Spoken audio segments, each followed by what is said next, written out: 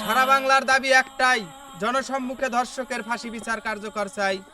সারা বাংলায় খবর দে, ধর্ষকদের কবর দে, তুমি কে আমি কে, আসিয়া আসিয়া।